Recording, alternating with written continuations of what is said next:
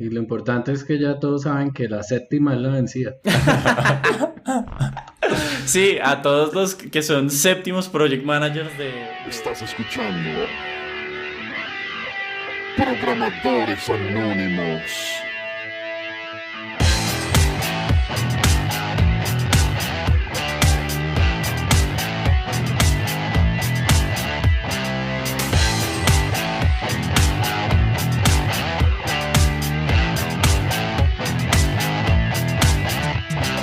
Sean todos bienvenidos al capítulo número 6 de la temporada 3 de Programadores Anónimos. El día de hoy exploraremos un día en la vida del diseñador de experiencias, UX Designer, que llaman.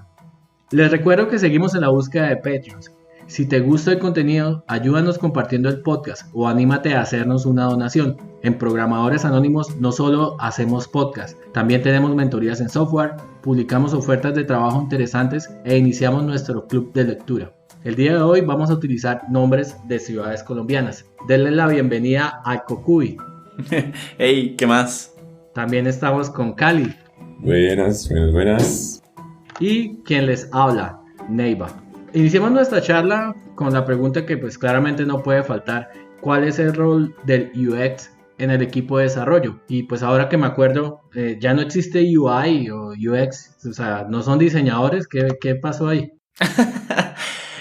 Ya me gustaría la perspectiva de Caldo primero. Que no hace un UX. Yo siento que nosotros a veces tenemos como en la cabeza unos mapas así como de teoría de conspiración, como con la lanita roja. Siento que somos responsables de poner a nuestro usuario o al usuario de nuestro producto digital en el centro de todas las decisiones, que es normalmente una cosa que se puede pasar por encima, siento yo. Digamos, si uno lo mira solo desde el lado de negocio, pues lo importante serán los números y las ventas y lo que sea, o si lo ve desde el lado de tecnología, entonces lo importante es la eficiencia y la manera como funcional de que salgan las cosas. Siento yo que el diseñador UX es como el guerrero en nombre del usuario, que dice como, oiga, no, espérense un segundo, esta solución que ustedes plantean está bastante bien, pero necesitamos pensar en cómo es esta solución, cómo hace sentir esta solución al usuario, cómo le puede funcionar mejor, cuál es el camino indicado para que el usuario logre lo que ustedes quieren que logre sin necesidad de que sufra, de que la pase mal, de que no entienda lo que está pasando. Entonces creo que, digamos, ya desde lo específico de las tareas que pueden ser para el diseñador UX, de investigación, de prototipado, de todas las cosas que uno puede llegar a hacer, creo que el rol central del diseñador UX es tener siempre en la cabeza al usuario y ponerlo como en el centro de cualquier desarrollo. Sí, a mí me gusta mucho esa definición, pero uno de mis mentores en la vida era como, bueno, pero entonces ¿qué? O sea, imagínense, están en un círculo de personas, entonces sí, listo, ponemos al usuario en el centro y ¿qué? ¿Y lo miramos o como, qué hacemos? Yo creo que el diseñador no solo tiene una responsabilidad de como darle esa óptica a las personas que utilizan el producto, sino hacer dos cosas en paralelo a eso, y es aprender de las cosas que está haciendo ese cliente central y entenderlo muy bien, empatizar y realmente como medirlo, tal vez incluso provocarlo, tal vez confortarlo.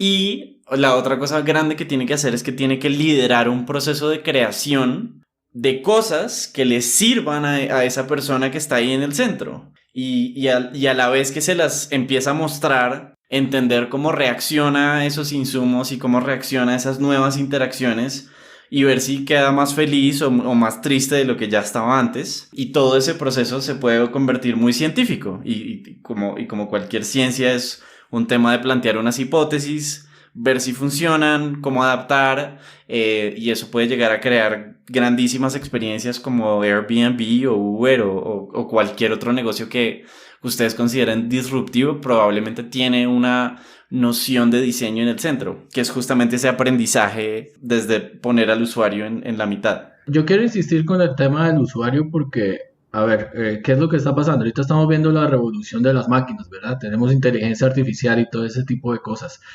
Ustedes diseñan para usuario. Un usuario puede ser una máquina, puede ser un carro o puede ser, no sé, una empanada. Me imaginé la empanada perfecta ahí, usando su iPhone. Yo creo que todavía no. Yo creo que todavía estamos diseñando para otros seres humanos. ¿Por qué? ¿Y por qué creo todavía no? Porque yo todavía siento que en los libros de historia esto es el inicio de la era de Internet. Todavía estamos entendiendo bien cómo armar esta infraestructura de bases de datos y fronts para utilizar información de la manera más inteligente. Como que yo creo que en el futuro van a mirar Google y van a decir, uy, como que era como la enciclopedia en carta, era como una vaina que miraban todos, pero no les decía automáticamente cuando estaban pensando en eso. Como que el hecho de que tener que buscar las cosas, todavía hay una relación muy primaria con ese tipo de interacciones, y especialmente HTML, CSS, creo que también pues es un lenguaje muy viejo, del cual todavía dependemos. Pero, y todo eso para decir, sí, el 98% de nuestro trabajo hoy en día es para generarle mejores interacciones a seres humanos, que no solamente pueden ser las personas que están utilizando los productos, sino pueden ser nuestros mismos compañeros, pueden ser otras personas de otras empresas que a su vez utilicen el software para proveer otro servicio a otras personas. Pero el centro de todo eso es la interacción, y el que causa la interacción es el ser humano frente a la máquina. Por eso los orígenes de nuestra disciplina como UX es una vaina muy bonita que se llama Human Computer Interaction. Y es justo eso. Todavía el human es lo primero y el centro. Pero en el futuro ojalá sean algoritmos y ojalá empanadas de quesito, que son las que me gustan. Sí, o sea, muy de acuerdo con todo lo que dice el Cocuy. Definitivamente todas esas son como pasos hacia adelante que estamos todavía tomando, y que todavía no estamos en un momento como para hablar de actores no humanos, pero yo creo que una limitante grande que tenemos nosotros como seres humanos y como diseñadores humanos es que nuestra labor se basa mucho en una frase que dijo el Cocuy, y es empatizar. Y empatizar es un proceso que ocurre generalmente entre humanos. Uno puede empatizar con cosas no humanas definitivamente, pero no de la misma manera que puede empezar a tomar decisiones por ellos. Digamos, yo creo que la relación más cercana en términos de empatía que se me puede ocurrir es con nuestras mascotas. Sí, uno puede entender cuando una mascota está triste, cuando está feliz, cuando está lo que sea, pero a la hora de diseñar un producto digital para una mascota, creo que puede ser un reto muy muy grande, porque a tu gato tú puedes entenderle cuando tiene hambre, pero no le puedes decir como califícame de 1 a 5 qué tan usable es esta interacción que acabo de diseñar. ¿Sí? O sea, no hay manera de entender qué es importante para un gato, si la eficiencia en tiempo es importante para un gato. Y ya pues uno pega el brinco a actores no humanos y no animales, como que es una planta. Entonces pues hay apps para plantas, pero realmente son apps para humanos que cuidan plantas. Que aman sus plantas, sí. Exacto. Entonces definitivamente creo que eso es una limitante grande en términos de quién puede ser ese usuario. Con todos los sesgos que eso implica, ¿no? Justamente porque somos humanos diseñando para humanos, es muy difícil no traer como esos filtros que uno ya tiene. Como que si uno tuvo una mala experiencia con el color rojo, muchas veces no vas a diseñar rojo. O si hay una cierta palabra con la que te regañaban mucho de chiquito, no la vas a poner en una interfaz. De acuerdo. No porque eso signifique algo para el resto del mundo, sino porque pues tú tienes tus fallas y tus cositas en la mitad. Parte de nuestro trabajo también es intentar deshacerse de esos sesgos y poder ser lo más objetivo posible, que en un mundo de palabras y emociones es una misión supremamente complicada. Y ahora voy a cambiar un poco esto que les estaba preguntando, y es, ¿podrán las máquinas entonces reemplazar a un UX?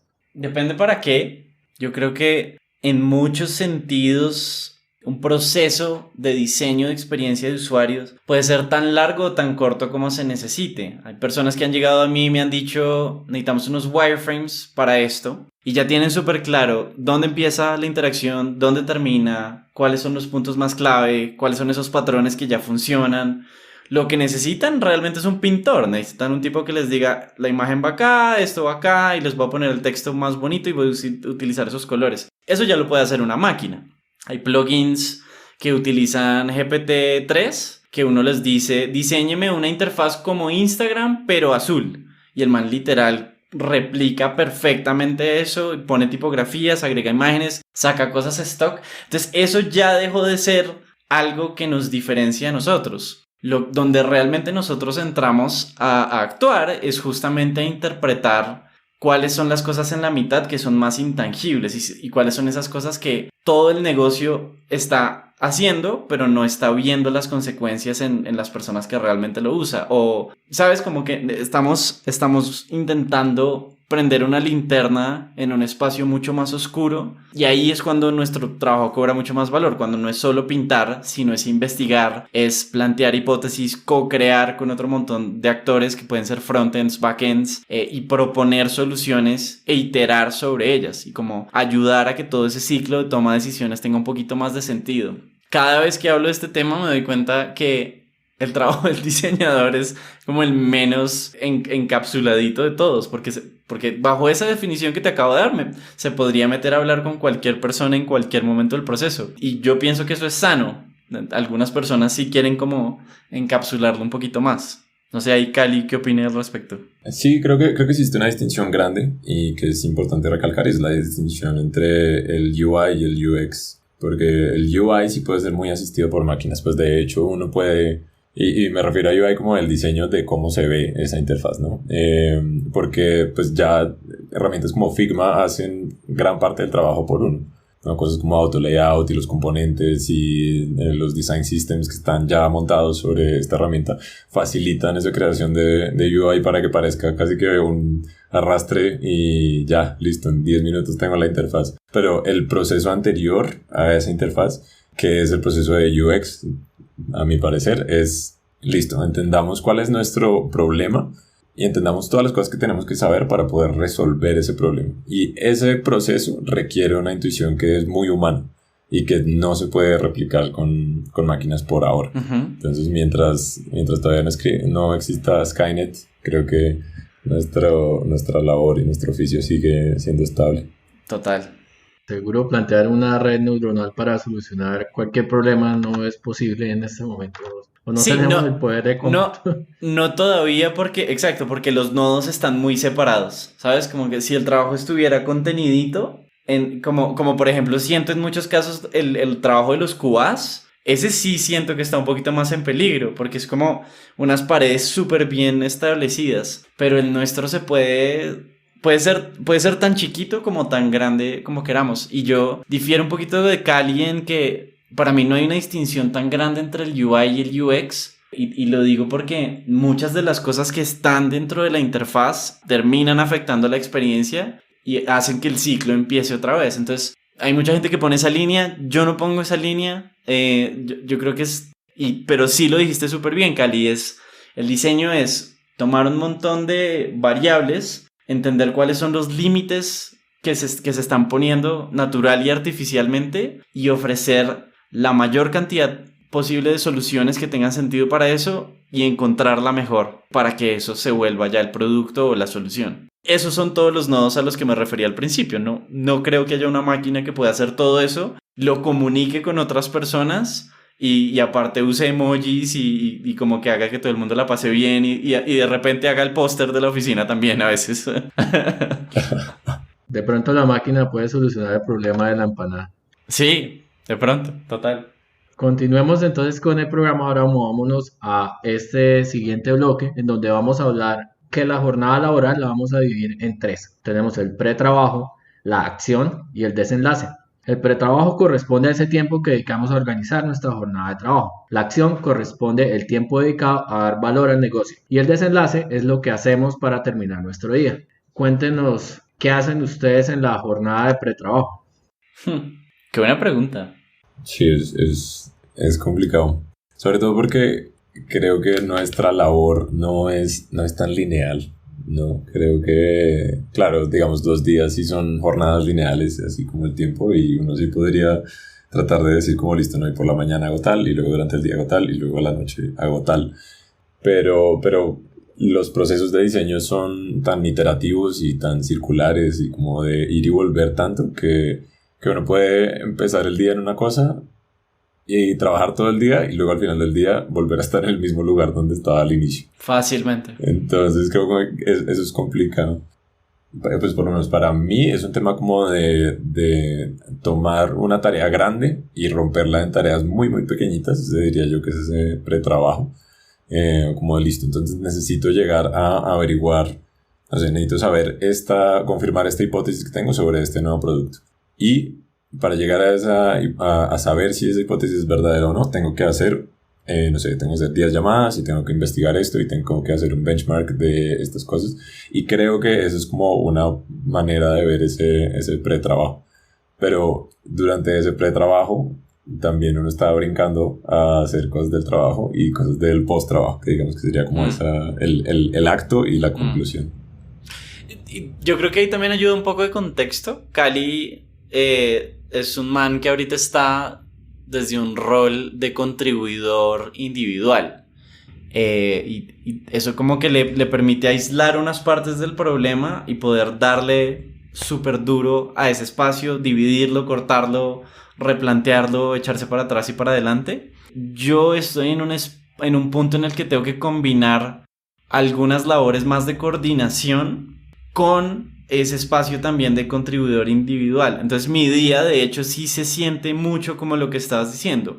Por la mañana el inicio es pura coordinación, es el daily, es los groomings, tener un poco como de espacio si hay alguna emergencia, como ver quién está enredado en alguna parte y como buscar recursos para como desenredar esa pita. A mí me gusta bloquear mucho el espacio después del almuerzo, que es mi espacio hiperproductivo. Entonces si tengo que entrar a como ver archivos, mover cosas, fuentes, tipografías, cuadrados, rectángulos, ahí es cuando lo hago. Y ya por la tarde, muy desenlace, como para que no se me vaya el otro día, como alinearme con el equipo. Hey, todos bien, yo hice esto y saqué adelante estas cosas, ¿cómo vamos con estas otras vainas? Generalmente mis reuniones con cliente también son por la tarde, entonces es como, hey, desenlace toda esta semana, pudimos sacar adelante estas cosas, tuvimos problemas con estas otras, y estas son las vainas que ustedes nos pueden ayudar también a desatrasar. Entonces, de hecho, sí, para mí, como que estoy más desde el lado de la coordinación, me ha ayudado mucho dividir el día en esos bloquecitos. Obviamente no siempre se cumple. A veces necesito mucho más tiempo para pensar en un problema puntual y no hay nadie más que lo pueda hacer, entonces tengo que correr todo lo demás, y a veces pasa la vida, ¿no? Y mi perrita se hace popó, entonces tengo que interrumpir y sacarla y limpiar y después como que volver a conectarme en el espacio. Pero sí, tiene mucho sentido cómo lo planteas. Claro, está bien interesante de hablar porque no lo esperaba. He hablado con managers, he hablado con frontends y he hablado con gente pues, dedicada a las partes administrativas, y todos tenían en común que lo primero que hacen es revisar el correo y no sé, como planear o revisar las tareas que tenían pendientes del día anterior. Pero pues hablo con ustedes y lo primero que me dicen es, pues no sé, algo hago y después veo, avanzo, regreso. Sí. Pero le iba a preguntar específicamente, ¿y ustedes tienen un Jira board? O sea, ¿cómo se organizan para trabajar? Porque pues en algún punto hay que mostrar que tienen que hacer algo, ¿no? Claro, buena pregunta. Yo soy el enemigo número 1 de Jira. Desde que me lo forzaron a trabajar en un banco en el que estuve, hasta hoy en día que también varios developers son como, oiga, muévase por acá. ¿Y por qué lo digo? Porque para mí todo ese tema de la estimación de puntos sobre tareas puntuales me parece de fábrica y no es un espacio que ayude a esa permutación y esa iteración de la que estaba hablando Cali. Entonces cuando Cali hablaba de pues que nosotros a veces podemos volver exactamente al mismo punto en el que empezamos por la mañana, eso es supremamente real, y un tablero de Jira ve eso y dice como, uy no cumplimos con los puntos de la semana. Entonces es una bobada, pero cuando uno lo pone desde otra óptica de diseño y es como, probé esta hipótesis y tuve estos aprendizajes y ahora voy a volver a este lugar, pero ya sé por dónde no coger, ese trabajo es supremamente valioso y no hay manera de reflejarlo muy bien en un Gantt o en una escala de puntos que se estén llenando a la semana. Entonces, ¿cómo miramos el trabajo nosotros, literal como les estaba contando, como status report de las iniciativas que estamos sacando adelante y de los espacios sobre los que estamos resolviendo problemas. Si hay trabajo de producción, eso sí se puede tratar muy fácil y es como, esto es más grande, esto es más chiquito, lo saqué. Pero si estamos lidiando con problemas mucho más complejos, ahí sí es más como escribir un diario y taguear a las personas que están pendientes de ese diario y para solucionar esas cosas que surgen. En mi caso sí estamos usando Jira, sí usamos Jira todos los días. A mí me cuesta trabajo mantener el Jira actualizado, creo que es como, se vuelve como una tarea adicional mantener el tablero donde uno mantiene las tareas.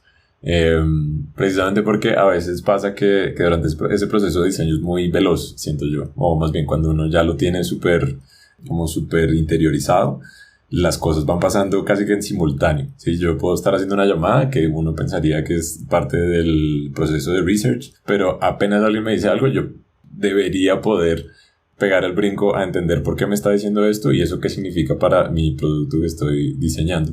Y digamos que en ese sentido esos son 3 tareas, por decirlo así. Entonces hice la llamada, saqué las conclusiones de la llamada y lo tuve en cuenta para el diseño. Pues sí, digamos, esa última se puede considerar una tarea. Pero eso pasó en no sé, 1 segundo y medio. Porque fue como, claro, es que este usuario no puede usar este botón o este botón le queda re lejos porque es zurdo. Sí. Sí, algo por el estilo. O sea, una cosa que yo no había entendido y que de repente, puff, me hizo clic dentro de la cabeza. Entonces, eso es lo complicado de Jira. Y sí estoy de acuerdo que es bien acartonado. Y a veces uno dice como, oiga, pero ¿por qué no puedo hacer esto? Sí, así es la vida. No, me pasa mucho, en todos mis trabajos me ha pasado que me pongo a hacer el Jira, ¿no? Entonces, listo, tengo 4 tareas del día, listo, saqué mis 4 tareas. ¿Qué hice al final del día? ¿Cuánto valor agregué? Muy poco, porque una tarea era una cajita, la otra era un texto y la otra era una ilustración. Y pues bien, pero los días más productivos y los mejores que he tenido son días en los que tengo una vaina súper ambigua, que me lo ponen en Jira como una cosa, como de una línea. Y gracias a pensar en ese espacio me doy cuenta que de pronto la pregunta está mal, o el problema está mal, o no estamos enfocando los esfuerzos donde realmente están. Entonces yo proactivamente voy y hablo con mi product manager y le digo, oiga, mire, esto a lo que le estamos parando bolas no tiene sentido. Yo creo que tiene sentido si lo volteamos y lo pasamos para esta otra dirección. Y como que empezamos a co-crear y esa persona trae a alguien de ingeniería y decimos, oiga, sí, esto tiene sentido, nos ahorramos esta limitación y pasamos por encima de esto y lo sacamos incluso más rápido, más chévere.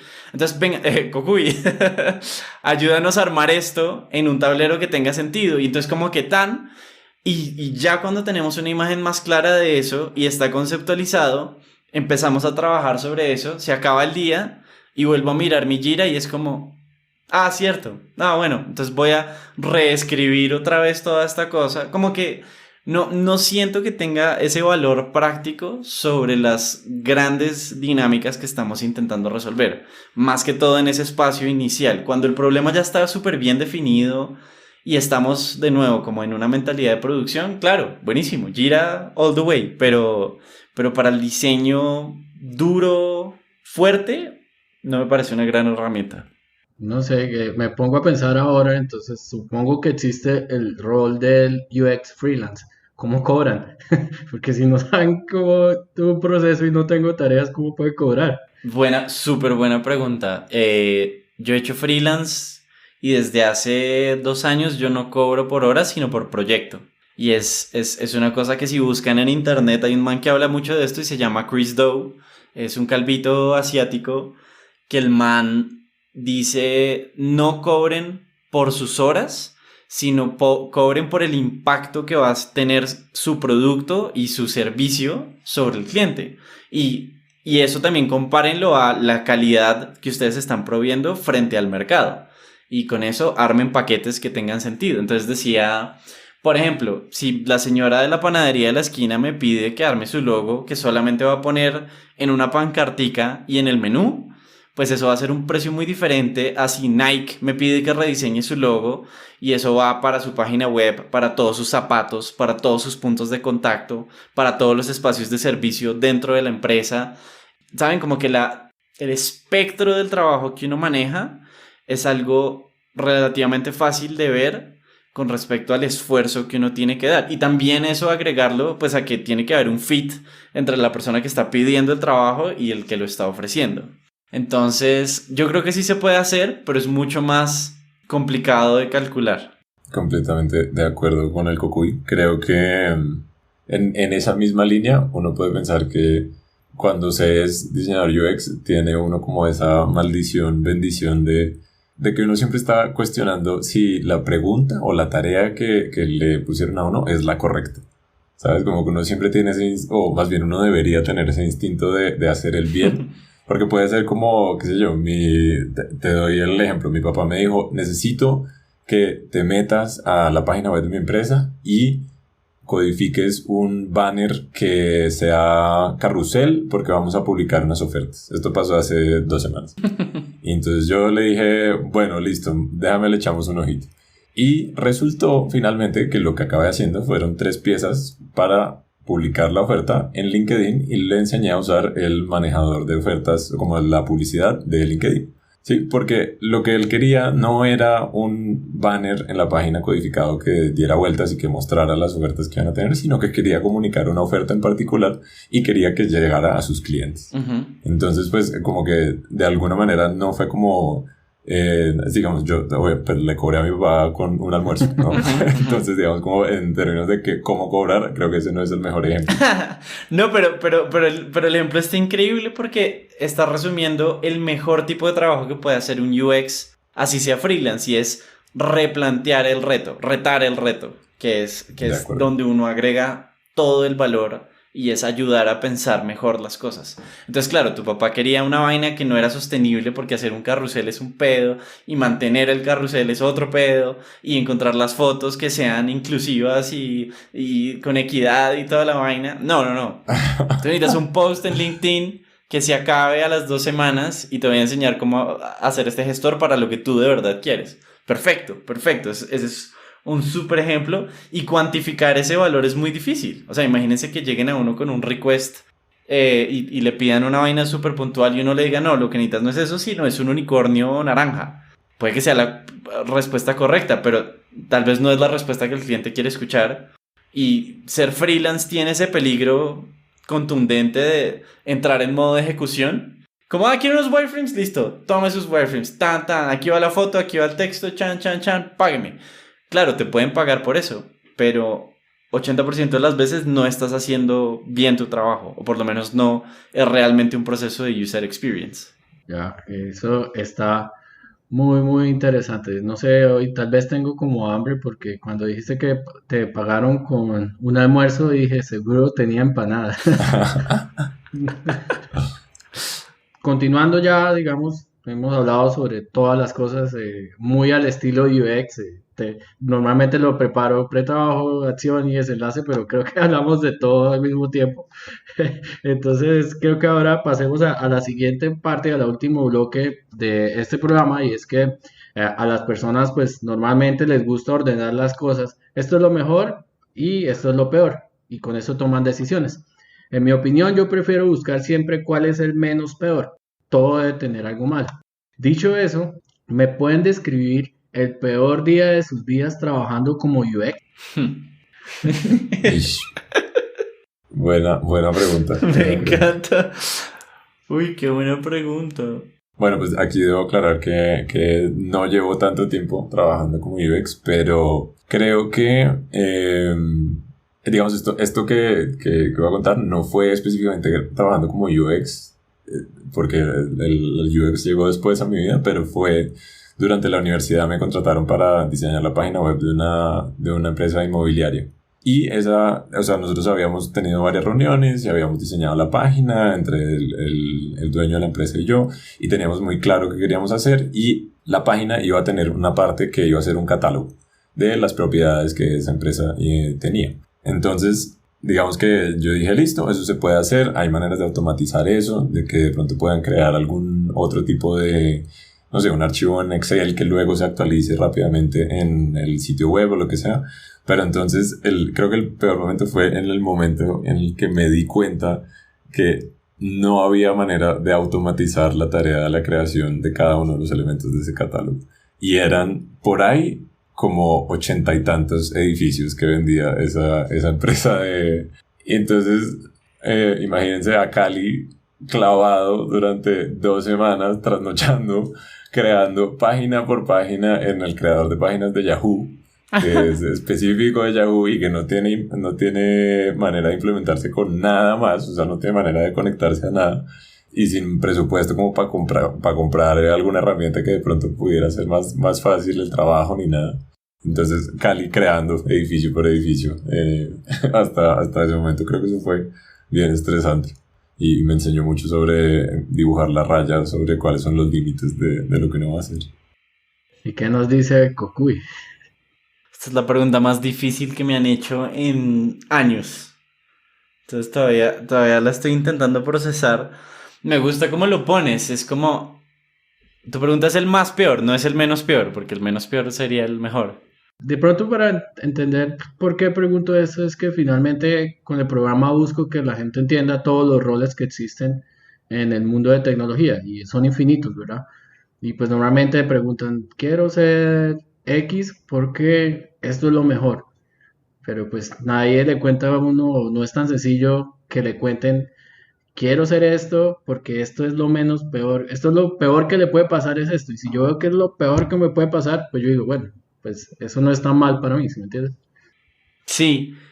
No, y estoy pensando y nuestra profesión tiene algo muy lindo, y es que valoramos mucho el aprendizaje.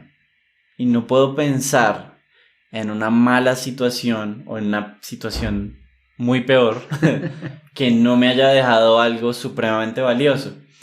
Puedo pensar en una en la que las cosas se salieron de los límites y se descarriló un poco todo y bueno, todo ese prefacio para contarles la historia. Yo era un humilde UX trabajando como consultor en una agencia y un día la directora de operaciones me dice, Cocuy, estás haciendo un increíble trabajo, necesitamos que ya no seas UX, necesitamos que te vuelvas el dueño de este proyecto que estamos sacando y que también nos ayudes a implementar todo ese pensamiento de diseño sobre toda esta página. Es un proyecto súper interesante, no voy a revelar detalles de él, pero bueno, me emocionó muchísimo, entré, me dieron equipo, me dieron recursos, me dieron presupuesto y cuando empecé a hablar con el cliente me di cuenta que teníamos casi que 5 demandas encima por ese proceso, porque llevábamos 2 años intentando entregarle un proyecto decente y el cliente no lo seguía devolviendo.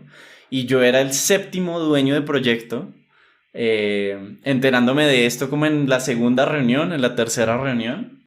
Y yo como, obviamente desde mi perspectiva de diseño, no, cambiemos todo, hagamos una vaina increíble. Y como que fue un súper baldado de agua de humildad de hay que entregar, o sea, y todo tiene que salir perfecto porque esta persona está a punto de demandar aún más fuerte a la empresa y nos quebramos.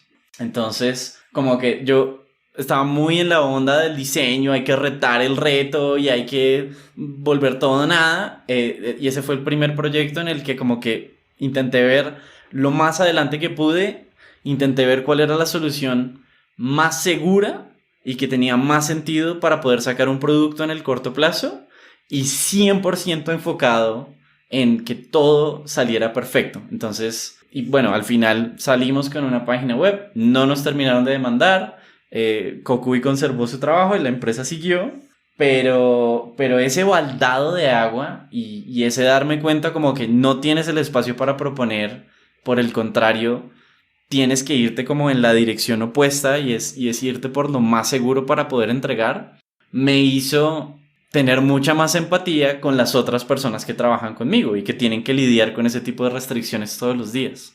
Y durante todo eso pasaron muchas cosas, despidieron personas, contratamos gente freelance que no entregó nada, entonces a Cocuy le tocó trasnocharse aprendiendo cosas de frontend, pero nada que no se pudiera resolver con ese foco inicial que teníamos súper claro. Y después, gracias a eso, hoy en día agradezco mucho el espacio tan bonito que tengo para replantear esos problemas y armar y desarmar cosas a lo largo y a lo ancho. Y lo importante es que ya todos saben que la 7ª es la vencida. Sí, a todos los que son séptimos project managers de su proyecto, ojo porque todo depende de ustedes. Y buena historia. Muy buena historia. Gracias por compartir. Entonces llegamos hacia el final del programa. Como es costumbre en Programadores Anónimos, tenemos este espacio en donde si quieren pueden revelar sus identidades y si no nos pueden dejar una reflexión de todo esto que hemos hablado y tal vez si pueden decir por qué alguien debería ser diseñador. Y hablemos de pronto un poco de lo positivo. Arranquemos con Cali. Listo. Bueno, pues a mí sí me gustaría revelar mi identidad. Mi nombre es Alejandro Calderón López, soy bogotano, tengo 23 años, trabajo como UX UI Designer en Fruana, que es una startup absolutamente maravillosa basada en Bogotá, pero también estamos en Brasil y en México. Y creo que para darle un cierre a esta charla tan fantástica que tuvimos, yo diría que si alguien está considerando meterse al mundo del UX UI, yo le diría que lo haga. Francamente, es una labor muy bella, definitivamente. Creo que un momento muy especial que uno como diseñador UX UI puede tener con un usuario final, digamos, y retomando lo que dije al inicio de ser como el defensor de su usuario final, es poder crear un producto que a alguien le parezca valioso. Sí, o sea, yo digamos, en mi caso ha sido como conocer a algún cliente de Fruana que vea algo y que yo le diga, oiga, ¿qué tal le ha parecido esto? Y es como, no, buenísimo, sí, lo uso todos los días. Eso a mí me mueve un montón el alma porque de alguna manera mi trabajo le ha hecho a esa persona su vida más fácil. Y eso me parece que llena mucho, definitivamente. Y pues no me puedo imaginar, digamos, lo que sentirá un UX de Bumble o de Tinder cuando lee una historia de se conocieron en Tinder y llevan casados 6 años y son más felices que no sé qué. Entonces yo me imagino esas cosas y digo como, pucha, eso debe ser absolutamente una locura, una absoluta locura, o lo que pensará un UX de Spotify y pensar como en las incontables fiestas que el trabajo de esa persona ha salvado, ¿sí? O ha mantenido con vida.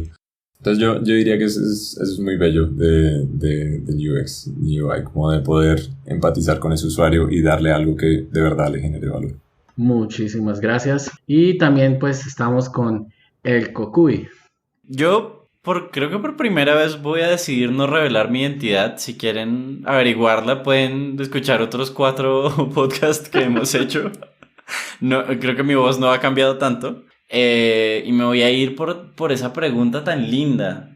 Es como si tienen en este momento en la cabeza, oigan, esto del diseño está interesante, y de repente vienen de otro espacio no tan tradicional, de pronto no son diseñadores gráficos ni nada. Yo creo que no creo que sea algo para todo el mundo.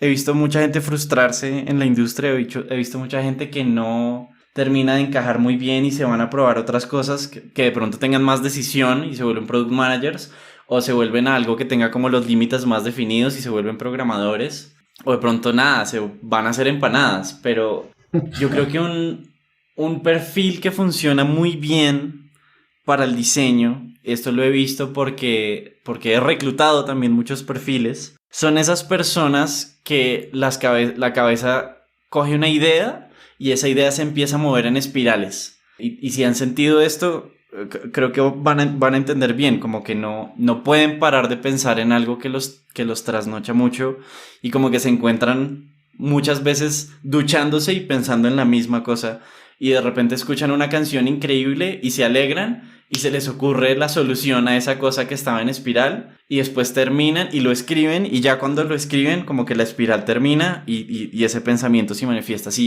Sí, son esas personas que tienen un poquito como esa obsesividad, compulsividad para resolver algo. Creo que es un trabajo que les da mucha satisfacción porque existe el espacio para que se hagan esas preguntas y que los puedan discutir con otras personas. Eso para sumar a lo que estaba diciendo Caldo, porque claramente estamos intentando que la vida de las personas sean mucho mejores, pero se pueden quedar amando esos problemas y resolviéndolos constantemente y siendo dueños de esas decisiones por un periodo largo de tiempo y mirando ese impacto. Y si eso les parece cool y no se van a caer con la incertidumbre y no les va a molestar que de pronto muchos días no tengan ni idea qué hacer, yo creo que es el trabajo para ustedes y pueden crecer muchísimo ahí y nada, y encuentren quién soy en los otros podcasts y me preguntan, a ver, porque lo que hay es trabajo.